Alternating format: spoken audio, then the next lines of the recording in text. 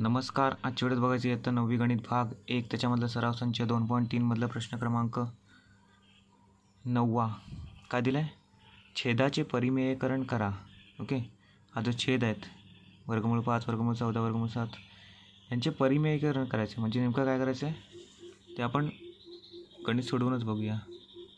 5 गणितं दिलेत. आजच्या वेळेस फक्त 3च गणितं बघूया आणि पुढच्या व्हिडिओमध्ये आपण 4 आणि 5 बघूया. ओके, 3 वर्गमूळ 5.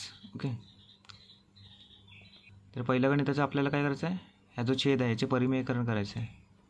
परिमेयकरण म्हणजे काय करायचं आपल्याला? हे बघा, मी इथे खालती लिहूया. 3 वर्गमूळ 5, 3 भागिले वर्गमूळ 5. ओके, ह्याने काय करायचं आपल्याला?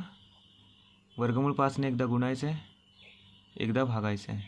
ओके, आणि हे जे उत्तर येईल त्याला काय म्हणतात? छेदाचे परिमेयकरण केल्यानंतर जे उत्तर येतं ते छेदाचे परिमेयकरण म्हणजे काय? एकदा वर्गमूळ 5ने गुणायचं, एकदा भागायचं त्या गणिताला. ओके, 3 गुणिले वर्गमूळ 5, 3 वर्गमूळ 5 उत्तर येतं.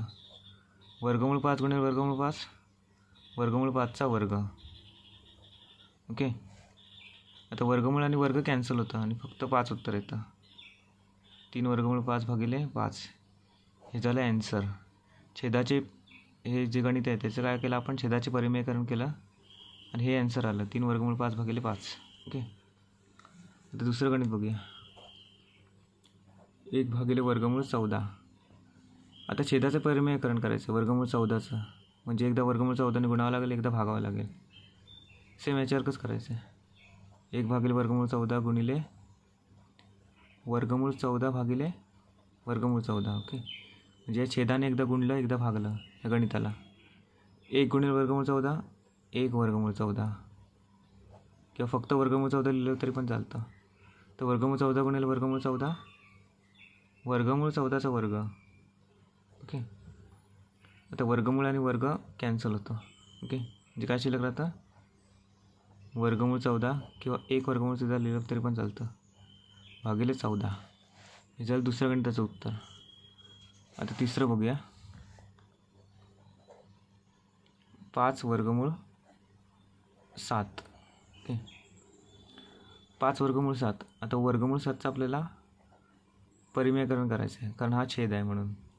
प्रश्नच तोच दिला आहे, छेदाचे परिमेयकरण करा.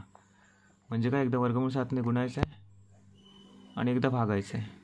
ओके, त्याच्यानंतर 5 गुणिले वर्गमूळ 7, 5 वर्गमूळ 7, वर्गमूळ 7 गुणिले वर्गमूळ 7, वर्गमूळ 7चा वर्ग. सोपं आहे, जसं काय कठीण नाही आहे. 5 वर्गमूळ 7 भागिले 7, वर्गमूळ आणि वर्ग कॅन्सल होतो, 7 उत्तर आलं. ओके, म्हणजे हे आन्सर झालं तिसरं गणिताचं. तर उरलेले 2 गणितं आपण पुढच्या नेक्स्ट व्हिडिओमध्ये बघूया. ओके, धन्यवाद.